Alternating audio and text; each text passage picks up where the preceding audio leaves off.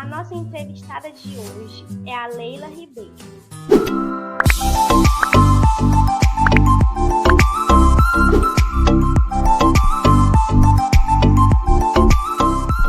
Seja bem-vinda à TV Radiotec. Olá a todos e a todas. A professora Leila é doutora em Ciência da Informação e mestre em Linguística Aplicada e coordena um projeto Sala. Professora Leila, conta pra gente como surgiu sua vontade de atuar na área de ensino. Você sempre quis isso ou foi descobrindo ao longo do tempo? Olha, eu fui descobrindo ao longo do tempo. Eu nunca fui aquela aluna nota 10, sabe?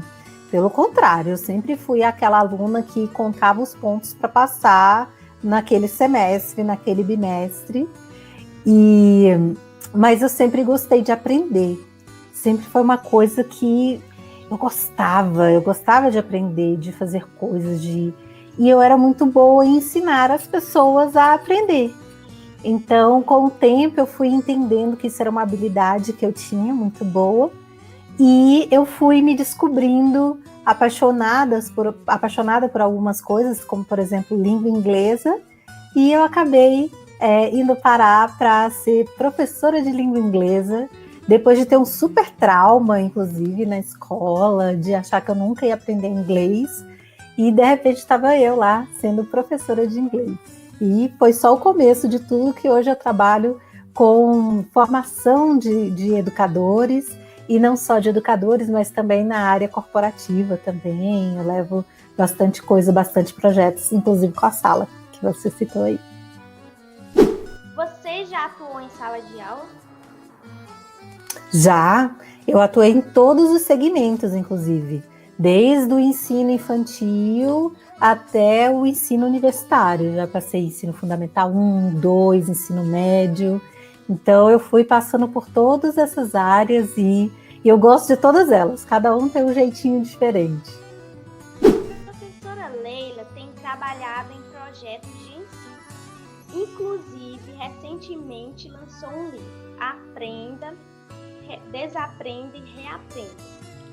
O livro tem uma proposta bastante interessante, que diz provocar a curiosidade do leitor e despertar a vontade de aprender. Como foi o processo de desenvolvimento do seu livro?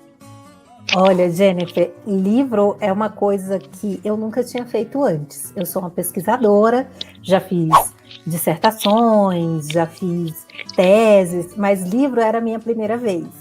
E eu achei que eu ia chegar arrasando, que já escrevi tese, escrever livro é fácil.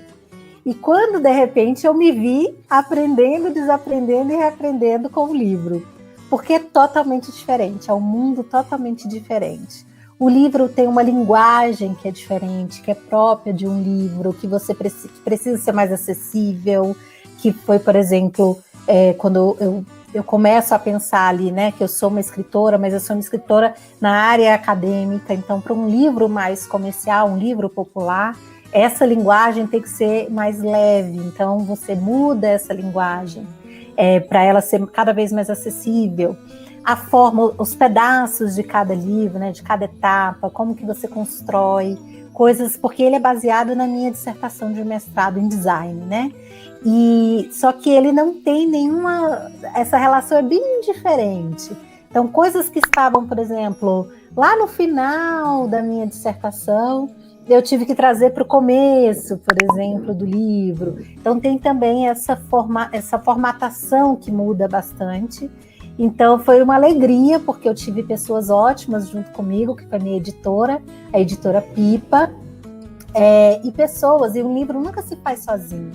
É uma coisa bem importante de se lembrar.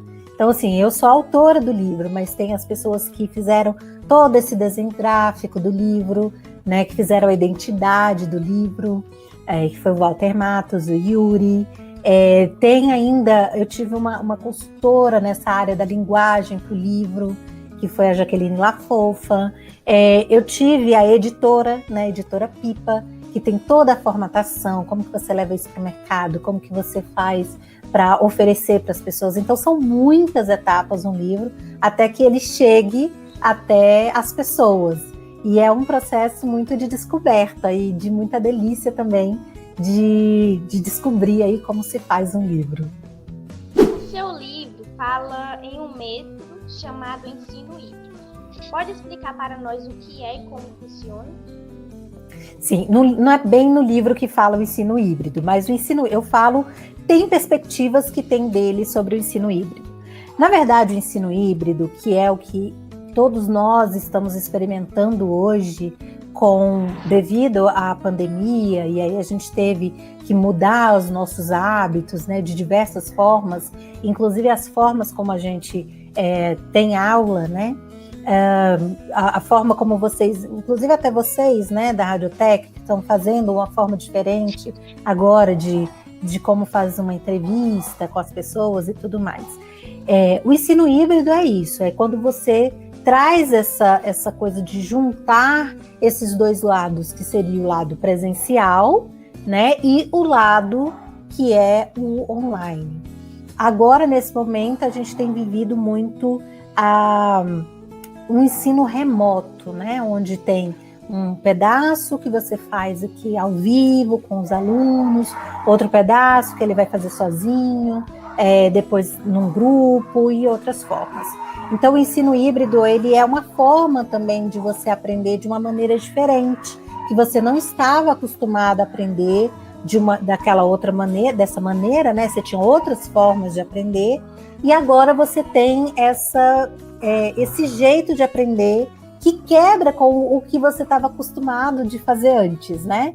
Então, você estava acostumado de chegar, sentar e esperar seu professor passar alguma coisa. Agora, se você não abrir a câmera, você não vai ter essa aula. Se você não se conectar, na verdade, né, você não vai ter essa aula. Se você não fizer algumas das atividades ali mesmo sozinho, você não vai ter ali algumas outras perspectivas que você precisava para poder fazer aquele exercício. Sei lá, até copiar do colega que está ali do lado, não vai rolar, porque agora é até mais difícil de você mandar, e você tem que tirar foto para poder mandar para o colega, para ter aquela cola. Então, tudo fica um pouco mais, fica diferente, né?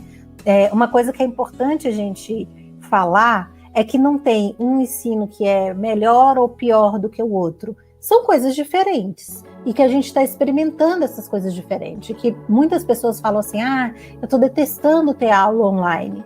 De fato, tem partes que a gente não tem, né? Por exemplo, sei lá, aquela conversinha de lado ali com seu amigo, que você trocava um bilhetinho. Mesmo que você tenha o chat, não é a mesma coisa, né?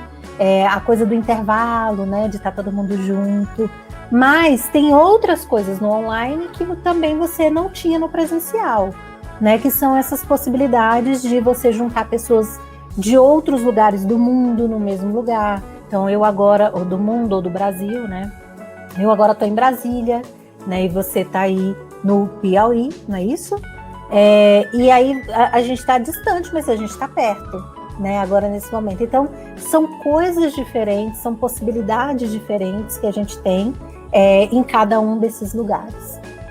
Você acha que as formas de que você sugere têm sido melhor aproveitadas durante esse período de isolamento social, quando as pessoas têm que se desdobrar para aprender em casa? É isso que eu estou falando, né? Não tem um melhor ou pior. Tem coisas diferentes, né? Eu acho que são coisas que a gente não pode comparar, elas não são comparáveis. O que a gente tem que pensar, e que eu trago muito no livro, é essa perspectiva do como que você sai daquele modelo mental de aprender, que é o que eu chamo que é um modelo que é linear, que era aquele que você aprende, usa para uma prova e descarta. Eu não preciso mais, já passei na prova, não preciso mais usar. Agora, no Aprenda, Desaprenda e Reaprenda, ele é um modelo que eu chamo de circular. Então, você aprende alguma coisa, aí depois você tem um momento de reflexão sobre aquela coisa, se ainda está válido, se é só aquilo, se se tem mais coisas para aprender sobre aquilo. E aí você vai para a segunda etapa, que é a etapa do reaprenda. Quando você abre espaço para que aquele conhecimento ele fique maior, que você combine ele com outras coisas, por exemplo. Então, você pode pensar em como... Eu gosto muito de dar um exemplo de uma moça que ela é uma autora, o nome dela é Aline Valek. Ela tem um podcast que chama Bobagens Imperdíveis, que eu adoro, que é um podcast que ensina exatamente isso. Ela pega um assunto e ela vai fundo nesse assunto e ela vai parar num outro lugar. Então ela abre esse lugar. Então eu vou dar o exemplo da manga. Ela estava aprendendo a comer fruta. Acredite se quiser, ela não era uma pessoa que comia fruta, né? E aí ela descobriu a manga. Foi um aprendizado dela, um aprendizado gastronômico até. Ela descobriu que a manga era gostosa. E aí ela ficou curiosa, ela falou, mas de onde vem a manga? E aí ela foi pesquisar sobre a manga. E aí ela foi, inclusive, nesse processo de pesquisar sobre a manga, ela também, além de autora, ela também desenha, né? Ela também é uma artista de desenho. E aí ela foi pesquisando e ela começou a achar uma ligação da manga com cor, com o descobrimento de algumas cores que levam essa linha aí do amarelo, do alaranjado, e ela descobriu essa relação da manga com a própria vivência dela. Olha só que louco. Então ela teve nesse processo de aprender a comer uma manga, desaprender, inclusive, de que aquilo era ruim, porque era a percepção que ela tinha de que manga era ruim. E depois ela foi e reaprendeu sobre a manga, que a manga era muito mais do que só uma fruta. Ela tinha uma história por trás dela, e essa história ainda conectava com a própria história dela de ser uma artista. Olha que loucura, né? Isso é quando você abre essa sua curiosidade na forma de aprender. É quando você abre esse caminho e fala, pode vir curiosidade. E aí você vai juntando, vai, sabe, cavacando, e vai descobrindo mais coisas e relações das coisas. Então, o aprender, desaprender e reaprender é nesse sentido. É quando você está experimentando uma coisa nova, mas você não se fecha para aquela coisa nova, você se abre para experimentar. Então, seria isso. Esse momento agora, estamos todos aí fechados numa experiência que é nova para todo mundo, mas que a gente pode estar aberto para essa experiência e ver no que dá. Agora, eu gostaria que você comentasse um pouco, para quem está nos assistindo, sobre o projeto Sala. Claro, vai ser um prazer falar sobre a Sala. A Sala, ela é uma empresa que trabalha com processos que facilitam a aprendizagem. E aí a gente trabalha em 4 frentes. Então a gente trabalha com o que a gente chama de Sala Corp, que é onde a gente trabalha com as empresas, que as empresas precisam ter processos de aprendizagem dentro delas, que é, por exemplo, o mundo está mudando super depressa, e aí tem tecnologias acontecendo. Vocês devem estar escutando muito agora, em ensino médio, sobre as profissões que vão ser substituídas por robô e tudo mais. Então, as empresas precisam entender como trabalhar com essas substituições, mas sem, obviamente, descartar o ser humano. Como é que esse ser humano entra nessa equação agora? Então, a gente leva, por exemplo, essas conversas para dentro da empresa, né? Formas de aprender isso e colocar isso em prática. Tem um outro lado, que é o Sala U, onde a gente trabalha com oficinas, a gente trabalha com cursos. Recentemente, eu estou com um curso que é o Reaprenda, que é trazendo esse formato de como a gente tem um processo de curiosidade e a gente explora esse processo. Então, tem esse que é o Sala U. Tem ainda o Sala Content, que é o processo de conteúdo que a gente cria. Então, a gente cria e disponibiliza esse conteúdo na internet, tanto no nosso YouTube, Sala Oficial, quanto no nosso Instagram, que também é Sala Oficial, e ainda no nosso site, que é sala.org.br. E ainda tem um outro, última parte da sala, que chama Sala Research. O Sala Research é um espaço de pesquisa, um laboratório, onde a gente junta a nossa comunidade para fazer pesquisa e criar coisas bem criativas, bem diferentonas e experimentações. Geralmente a gente faz isso fazendo muita pesquisa, indo em muitos eventos e trazendo isso depois. Isso tudo vira conteúdo, vira curso ou vira alguma consultoria para a empresa. Para conhecer o projeto, as informações e as redes sociais da Leila estarão na descrição do vídeo. Quando você saiu do Brasil, conseguiu apresentar seus projetos para outras pessoas e desenvolver suas pesquisas relacionadas também a aprendizados não convencionais. Pode explicar para a gente como funciona? Aprendizados não convencionais? Olha, eles são geralmente isso, assim, aquilo que eu falei. Quando a gente aprende desse modelinho que eu aprendo, eu uso, eu descarto, isso é o que eu chamo de convencional. Você está aprendendo igual a todo mundo, e esse processo de aprendizagem não está te levando a ser um explorador do mundo. Então, como que você aprende de uma maneira não convencional? Eu sempre digo que são coisas que você tem um negocinho que se chama crenças limitantes. O que é isso? É quando você começa a acreditar que você não consegue fazer determinadas coisas. Vou dar o exemplo. Eu acho que eu não sou boa de desenhar. Então, eu começo a achar que eu não dou conta de desenhar. E aí eu começo a dizer, eu não dou conta de desenhar. Eu não sei desenhar. Isso vai virando uma crença, que é a crença limitante, que ela traz um limite que você acha que você não consegue aprender mais sobre aquilo. Assim acontece muito também com pessoas que estão aprendendo inglês, que acham que, eu já estou mais velho, eu tinha que ter aprendido quando eu era criança, agora não aprendo mais. Isso são crenças limitantes.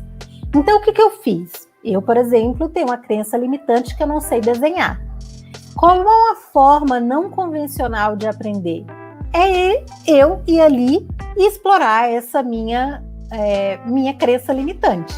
Então, eu comecei a seguir pessoas na internet, principalmente no YouTube, que ensinavam a desenhar.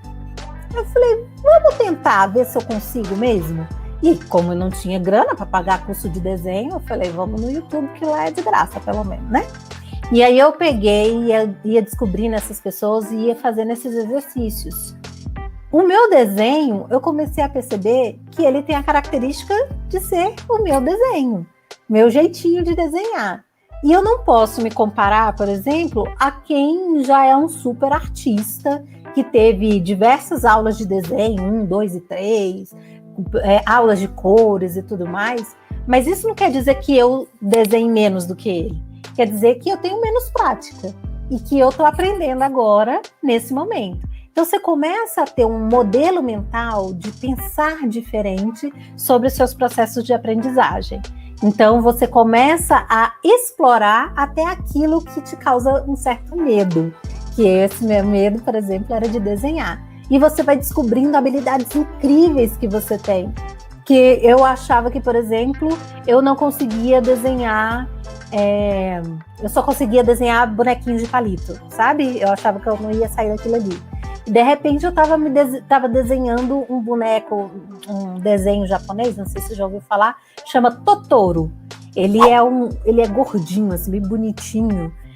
Se vocês conseguirem colocar na edição, tem um jeito aí que ele é muito fofinho. Eu consegui desenhar um Totoro. Eu achei que eu nunca ia conseguir desenhar mais do que um boneco de palito.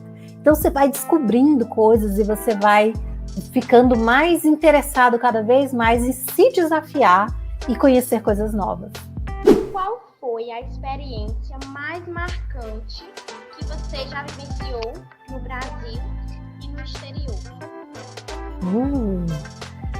Difícil essa pergunta, hein, Jennifer? Vamos ver aqui. Aqui no Brasil, eu já vivi muitas experiências deliciosas. Mas as que mais me marcaram são todas que são pertencentes ao Nordeste. O Nordeste tem um encanto que assim, só de pensar eu me arrepio, assim. Eu acho muito Brasil, sabe? Norte e Nordeste. É muito Brasil. Então, eu fui no Maranhão e, sabe, aquelas dunas, meu Deus, quando você para e pensa que aquilo ali é no Brasil, é encantador, assim, é uma coisa incrível. E eu tive uma experiência também recente, que eu fui para Manaus, e eu tive várias experiências gastronômicas, de comer coisas que eu nunca tinha comido na vida, como, por exemplo, o tacacá, que eu olhava e torcia o nariz e falei, gente, que é esse negócio? E é quente pra caramba em Manaus, e o tacacá é quente. Eu falo, gente, como é que as pessoas comem isso nesse calor? Mas é uma delícia, maravilhoso, uma comida muito brasileira, nossa, sabe? E é deliciosa. E eu fui na floresta amazônica, né, lá, então foi mágico, assim, para mim. Eu nadei com os golfinhos, meu Deus, aquilo eu não estava acreditando, e tipo, era um boto, né, boto rosa, e aquilo é nossa, é Brasil, né, então assim, Norte e Nordeste para mim no Brasil são sempre muito, muito significativos, e fora do Brasil, eu só fui para os Estados Unidos e o Canadá.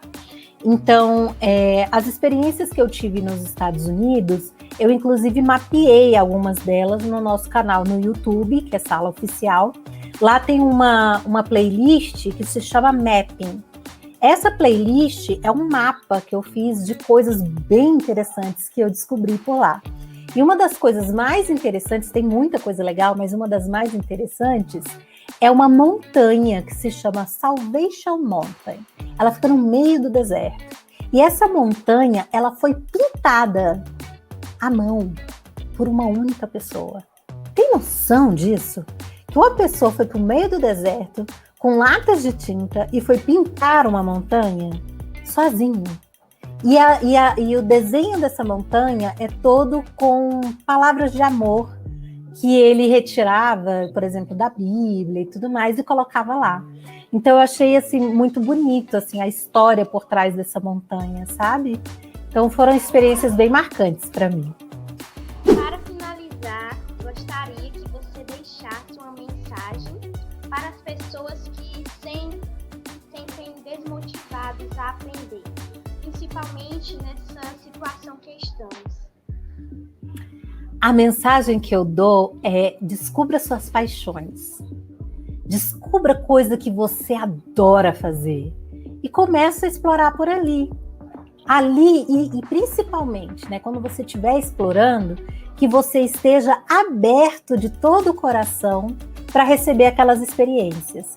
E estar aberto de todo o coração significa não ter um pré-julgamento sobre aquilo que você vai experimentar. Se joga, sabe? Vê o que dá. E isso é muito gostoso, quando você vai descobrindo suas paixões e vai navegando no mundo inteiro que ela abre na sua frente. Então, o que eu digo é isso. Se joga nas suas paixões e descubra mais coisas que você pode aprender ainda mais. Então é isso, pessoal. Muito obrigada pela sua participação. E não se esquece de deixar o like e se inscrever no canal.